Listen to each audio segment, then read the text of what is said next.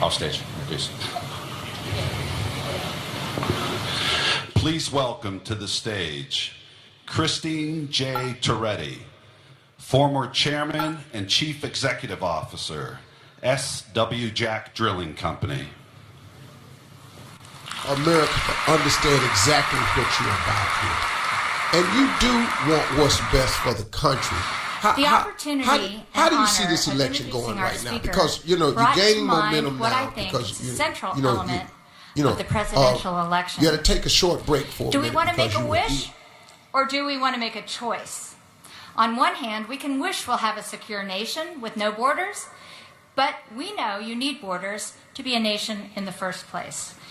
We can wish our economy will grow more than 2% when Washington politicians and regulators are beating down capitalism and making decisions that the market should make.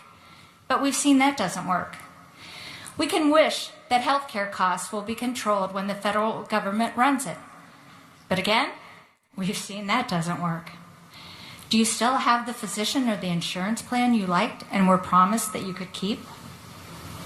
We can wish that America continue to be the greatest nation on earth, even if our leaders are dividing us by income, by race, by gender. And if you ask me, a divided America is something none of us ever asked for. We can wish that more than 2/3 of Americans polled didn't say our nation was on the wrong track, but we all know deep down that we need to get back on a better track, the right track. How about wishes and choices in energy? We can wish that the wind and sun immediately can be reliable sources of power generation. But ask someone who knows, and they'll tell you it's just that, a wish. We can wish that politicians and others can be so smart and informed that they can pick and choose our sources of energy and remove all environmental risks from energy development and delivery. Now that's a wish for those who grasp a practical reality, and it doesn't exist. We can wish for an economic and geopolitical opportunity that can replace domestic oil and gas production, consumption, and exports, but it's hard to imagine what in the world that might be. I think in our heart of hearts, Americans are choice makers. We want to assert ourselves and use the best information, coupled with common sense, to make decisions that we believe will make things better. Let's talk about choices in energy. It's a choice to look at a nation with millions of miles of underground pipelines of all kinds that for decades have served our energy needs, our communities and businesses and families, and see a president and government shut down a $4.5 billion project in North Dakota, and Keystone before that. Now that's when we say to ourselves, there's got to be a better way. It's a choice to look favorably at epic oil and natural gas technology and innovation with the potential to dramatically change our economy, to create millions of opportunities for people to go to work, to take care of their families and to prosper. That's a choice we can all get behind if we have a leader who will lead on it. It's a choice to question people who blindly fight against clean-burning natural gas when it is delivering so many environmental and economic benefits to so many people, especially low-income households. It's a choice to be the nation's leader and say, from now on, we will all work together to have a sustainable energy system that's as environmentally friendly as possible, but we're going to invest in innovation that makes all energy as efficient, affordable, and accessible as it can be for everyone. A leader who would respond to leave it in the ground by saying, leave your ideology at the door and let's look to science and to engineering, address the issues. We all have a choice to make in November. I think I've just begun to make it clear here today, as he will, why Donald Trump won't be wishing for a new direction for America. He'll be making choices that can make America great again. Ladies and gentlemen, the next President of the United States, Donald Trump.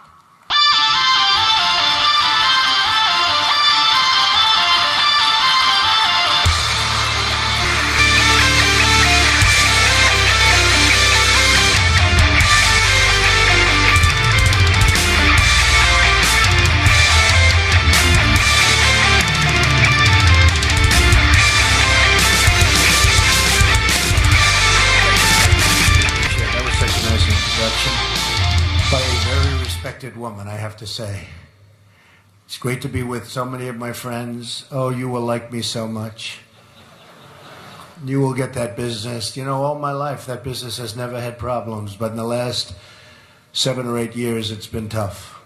With the EPA, with all of the different difficulties you're going through, you are going to like Donald Trump, and all of the workers that get put to work, they're going to love Donald Trump, so that's good. And I just heard from Rocky Blyer. He endorsed me. I said, can I say that? I said, yeah, I love tough people. And he's a tough cookie, and he just endorsed us. We have great relationships, and, you know, it's really been something. We've had some great poll numbers come out just today. Rasmussen is 5 up nationwide, and I guess you probably saw Ohio is doing great. We're 4 or 5 up. The Fox poll came out last night, and doing great. Pretty much we're doing great where we have to do great. Florida's been terrific, and I think we're going to have a big, big victory right here in the state of Pennsylvania, and I think it's going to be a big victory. I went to school here. My children went to school here, so it's a very, very special place to me. I also want to thank the Marcellus Shale Coalition and Ohio Oil and Gas Association and the West Virginia. Oh, that West Virginia! What a victory I had there. It was almost like running on a post. All of the folks in West Virginia, they have been so great. They have been great, right from day one. And now it helped when Hillary made the statement, I'm going to put all those mines and miners out of business. That was not a good statement to make. I don't know. Maybe she knows something I don't know. But your organizations represent tens of thousands of jobs for hardworking Americans. Let me also recognize a really good friend of mine, an amazing guy, Harold Hamm. Where's Harold? He's here someplace. There he is. What a great guy.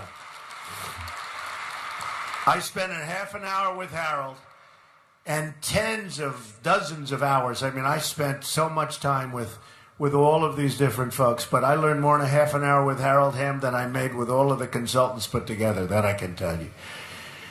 But they tell me that a Republican can't carry the state of Pennsylvania. Wait till you see what happens here. Wait till you see. And I don't believe it, and you don't believe it. And I think you're going to have yourself not only a victory, but a really big one. That's going to go a long way to tell you what a wonderful industry you're in. And I have to say, do whatever you can to get out the vote, November 8th. Do whatever you can, because a lot of things are happening, a lot of forces are happening, whatever you can. So it's great to be in Pittsburgh, the Steel City. I have a lot of friends here. Under a Trump administration, we're going to bring back our steel jobs, and we're going to rebuild this nation, so importantly. Before going any further today, I want to address the turmoil unfolding right now in our country. And it seems to be a never-ending problem. America desperately needs unity, and it needs the spirit of togetherness that has not really only got us through our toughest times, and we've had some tough times, but which has lifted us up in the past to our greatest achievements as a nation. Every day I see people of different backgrounds working together for a common good, and we need to bring that spirit to every part of our country and become one American nation, united by shared values and principles as American citizens. We have to do it. And we have to respect our flag. We have to respect our flag.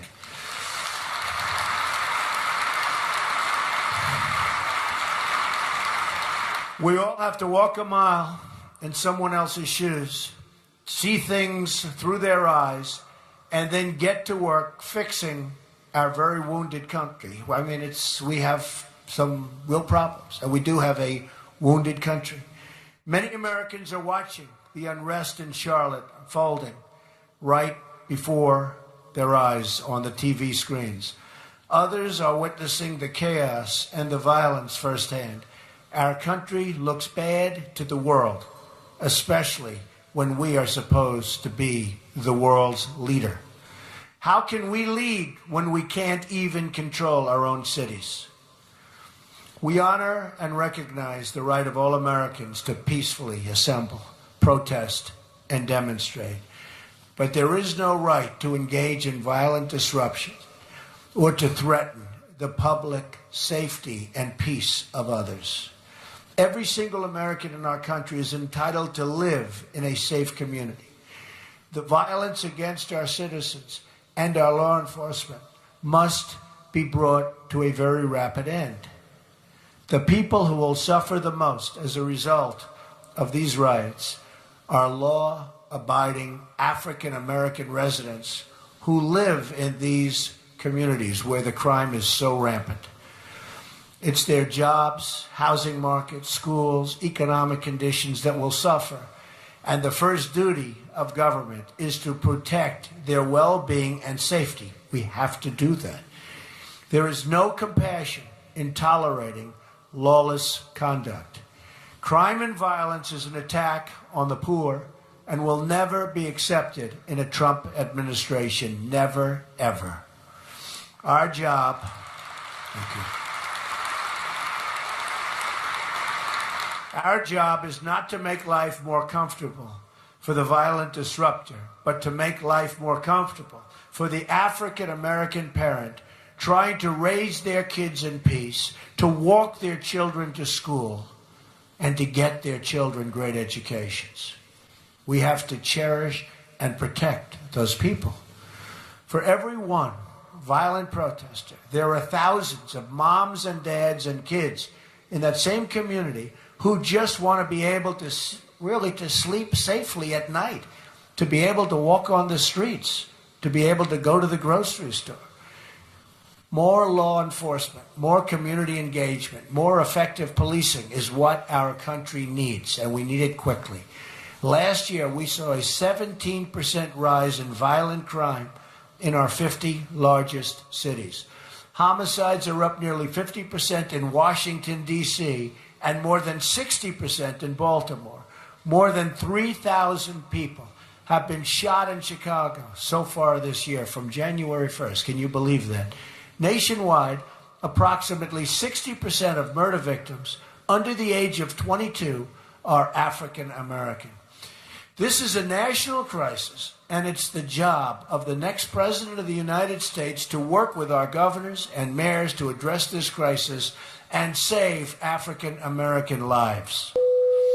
Look at the example that we had in New York of Mayor Rudy Giuliani, who's been a tremendous person for me, a friend of mine for a long time, and a big endorser, big endorser. The policies he put into place ultimately brought down crime by 76% and murder in New York by 84%. Think of how many families these policies saved from the worst heartache imaginable. We need a national anti-crime agenda to make our cities safe again. We have to make our cities safe again. We will appoint the best prosecutors, investigators, and federal law enforcement officers in the country to dismantle the international cartels, gangs, and criminal syndicates. And I will stop the drugs from flowing into our country and poisoning our youth and many other people.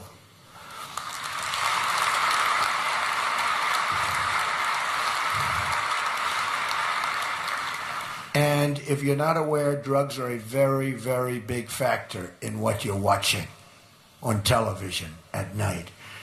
My administration will work with local communities and local officials to make the reduction of crime a top priority. Safety is the foundation of the ladder to American success. A great education and a really good paying job. We've lost so many of our good jobs to other countries. We're going to be bringing them back right here to Pittsburgh, to Pennsylvania. We're going to be bringing them back to Ohio. We're going to be bringing them back all over the country. They're coming back. They're coming back. These trade deals and the people, I think we'll have to have Harold Hamm negotiate a couple of trade deals for us, folks. To have the best schools and the best jobs, you must have safe communities. That means we must recognize the contributions of our police, who come from all backgrounds and all walks of life, and who often thanklessly risk their own lives to protect innocent people, many of whom they've never met. We all remember earlier this year when officers in Dallas, hunted down for execution, continued protecting the public until their last moments on earth. They were killed. Every day, police officers risk their lives for really complete strangers, and in every year, many of them will go out on calls and never return. It's tough being a police officer, and it's hard now even recruiting police officers. It's a tremendous problem. Police are entrusted with immense responsibility, and we must do everything we can to ensure that they are properly trained, that they respect all members of the public, and that any wrongdoing is always, and it will be by them, vigorously addressed. Has to be. But our men and women in blue, and you know this, the men and women in blue need your support. They need your thanks, and they need your gratitude.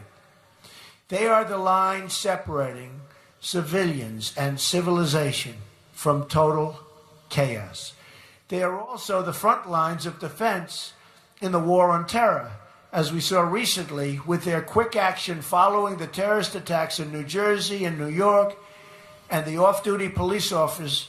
I mean, you saw the heroics of the off-duty police officers in Minnesota.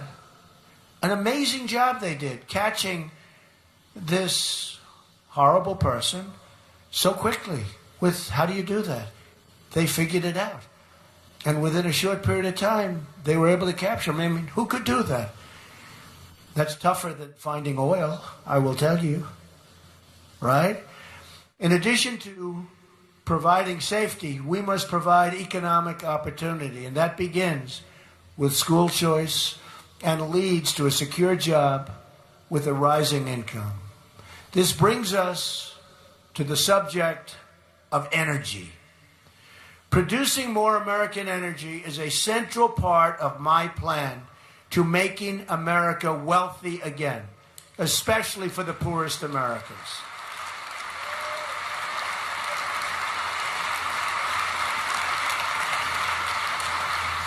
I knew I'd have to make that statement in order to get you guys a little bit enlivened. Well, you'll like the rest of what I'm going to say even more. America is sitting on a treasure trove of untapped energy. Some $50 trillion in shale energy, oil reserves, and natural gas on federal lands, in addition to hundreds of years of coal energy reserves. It's all upside for this country. More jobs, more revenues, more wealth, higher wages, and lower energy prices. I'm going to lift the restrictions on American energy and allow this wealth to pour into our communities, including right here in the state of Pennsylvania that we love.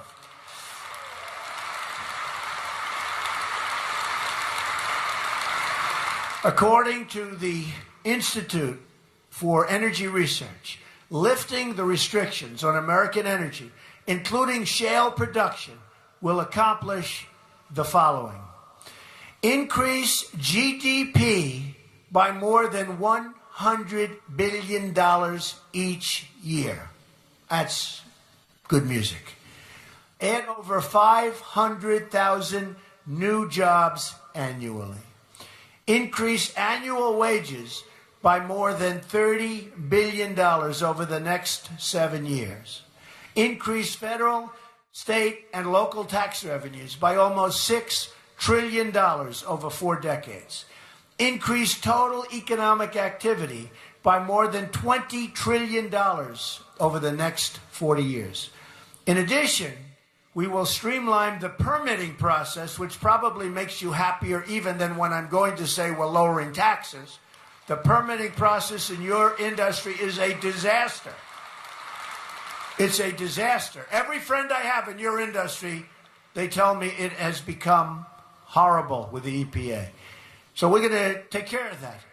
And all energy infrastructure projects, including the billions of dollars in projects held up by President Obama, billions and billions held up, creating countless more jobs for our country in the process. Overall, my entire economic plan, tax reform, regulatory reform, energy reform, and trade reform, will create at least 25 million new jobs over the next 10 years, assuming an average growth rate of 3.5%. And I believe we can reach beyond actually 4% growth. Why not? And just so you know, when China does 7% or even 8%, it's a major panic in the country. They then start devaluing, of course, and they get their numbers up, much to our chagrin. My tax plan includes a 15% business rate. Think of that. So that we're reducing taxes from 35% all the way down for business to 15%, turning America into a jobs magnet. Hillary Clinton would raise taxes on some small businesses as high as 45% and probably even higher than that. And as far as regulations are concerned, it will be beyond anything you're experiencing right now. So you better get everybody out to vote, folks, so you can sort of forget it. And all these jobs that we're talking about will go in the opposite direction. Income taxes will be simplified from 7 brackets to 3. And middle-class Americans will get a major tax cut, including child care deductions and tax-free child care savings accounts. My plan includes the elimination of all unnecessary regulations and a temporary moratorium on new regulations not compelled by Congress or public safety.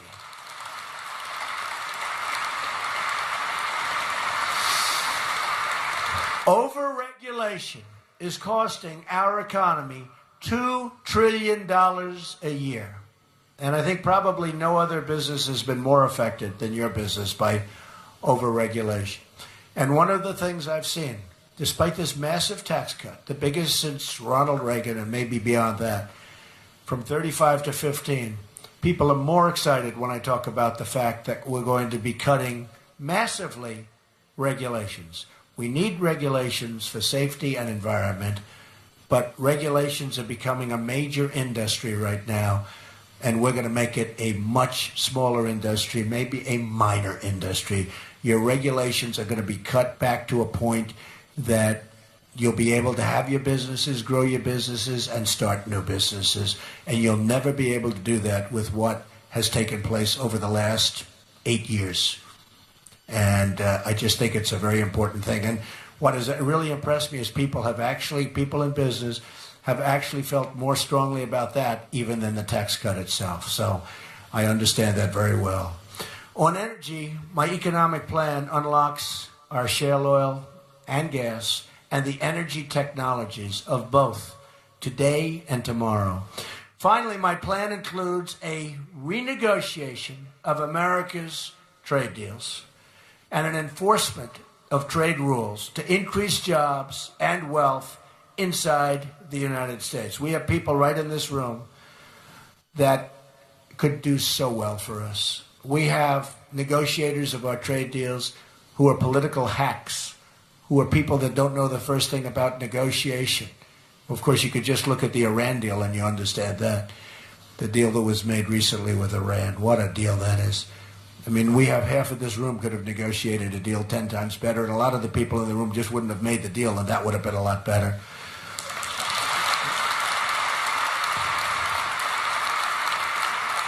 But they did something that you folks, even Harold Hamm, never saw before. We thought it was $400 million in cash. Cash. Not like a check. $400 million in cash. It was $1.7 billion in cash. And even you've never seen 1.7 in cash, right? We're talking about cash, Harold. Man. They had to take airplane, like this airplane. I don't even see how an airplane, even a big one, is big enough for that. I would like to see that someday, $1.7 billion in cash, but it had nothing to do with the hostages, right? Strong border controls will also protect our workers and save our budget trillions in the long term. It is perhaps the most pro-growth economic plan anywhere in American history. I think it is. Compare that to my opponent.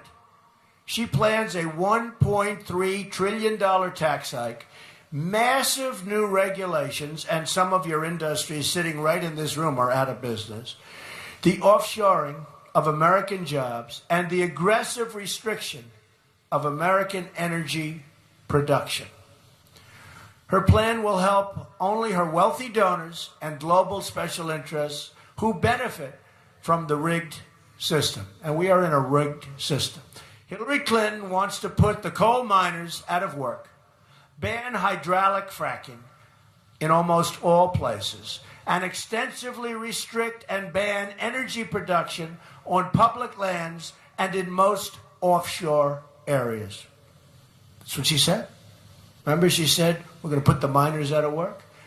This will produce devastation for states like Pennsylvania, Ohio, West Virginia, and so many others, where shale oil and shale energy and coal production are critical parts of the economy. And I go to the coal areas, and it's like devastation. And these are amazing people, unbelievable people.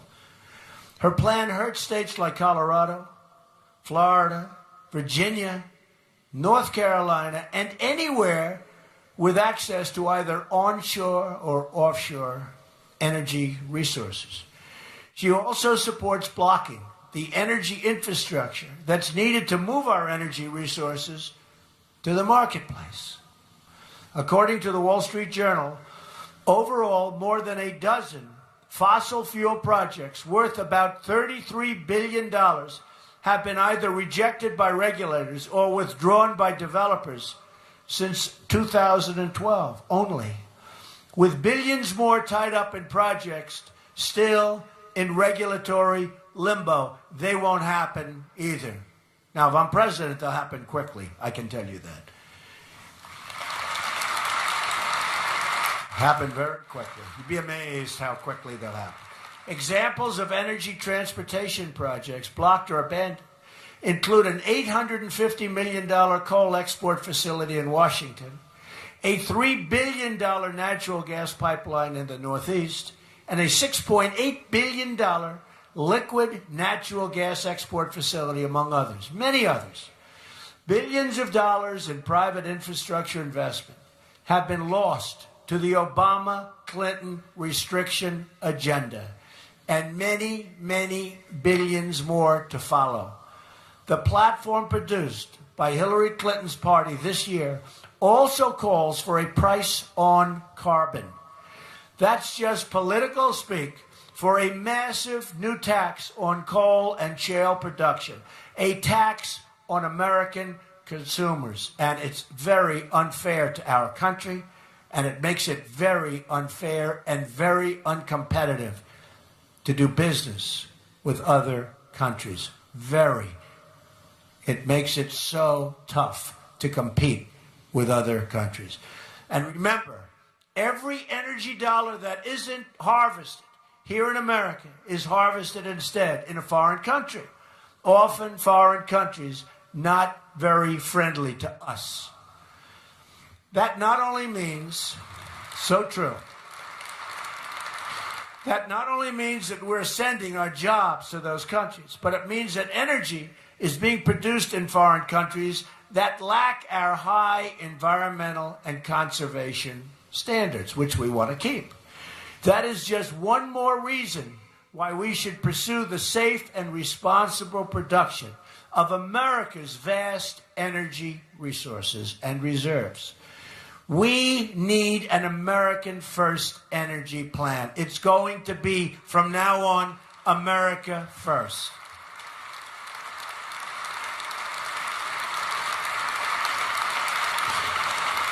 This means opening federal lands for oil and gas production, opening offshore areas, and revoking policies that are imposing unnecessary restrictions on innovative new exploration technologies. The development of the Marcellus and Utica shale, and I know so well, I'm up in New York State. What a shame. What a shame. We'll fund it. What? You understand. There's probably one guy from New York over there. He's been trying to get at that stuff for about 20 years, and now his clap, he's barely making it. Who's the poor guy that just clapped? You just stand up. Come on, give him a hand. Give him a hand. He's exhausted, but he's still there, right? Will fundamentally change the economic landscape of this region and our country, bringing extraordinary new prosperity to millions, more jobs, higher wages, a larger tax base, and dollars flowing into our country for a change instead of out of our country, which is typical. Hillary Clinton's war on energy will cost our economy $5 trillion at least. She's not only declared war on the miners, but on all oil and natural gas production. It's war, which supports 10 million jobs in the United States. And you people know it's war. It's going to be worse under her than it's been under President Obama. Access to low-cost liquid natural gas also supports the American chemical industry, which supports 40,000 jobs in the state of Pennsylvania. We have just begun as a nation to recognize our economic advantage that is made possible by shale energy. The shale energy revolution will unleash massive wealth for American workers and their families. At the same time, this energy revolution will produce new demand for American steel. And that means the steel workers will benefit. And the steel workers today are having a very, very hard time. That business is going down on a yearly basis. We are going to benefit the steel workers and the steel business. But federal restrictions remain a major impediment to both shale production specifically and energy production in general. Currently, less than 10% of the federally managed surface and mineral estates are leased for oil and gas development. Almost 90% of our nation's offshore acreage is off limits to energy production. In many cases, there's absolutely no reason for that. Our energy policy will make full use of our domestic energy sources, including traditional and renewable energy sources. We want everything. That means we will end the war on coal and the war on our miners. I will rescind the coal mining lease moratorium, which is a horrible moratorium and so unfair, the excessive Interior Department stream rule, and conduct a top-down review of all anti-coal regulations issued by the Obama administration.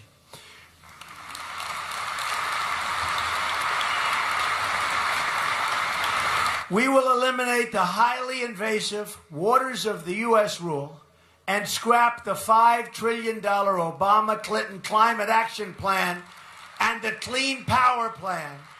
These unilateral plans will increase monthly electric bills by double digits without any measurable improvement in climate whatsoever. Very unfair to our people and our workers. I will refocus the EPA on its core mission of ensuring clean air and clean, safe drinking water for all Americans. That's what we want. I believe firmly in conserving our wonderful natural resources and beautiful natural habitats. My environmental agenda will be guided by true specialists in conservation, not those with radical political agendas that are putting our country behind the 8 ball.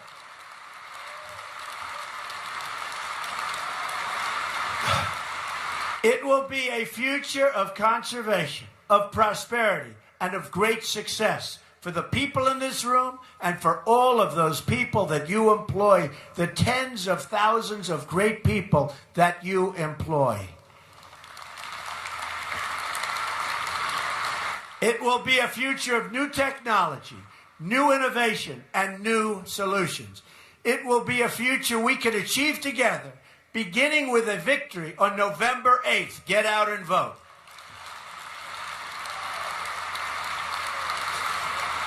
We will make America wealthy again.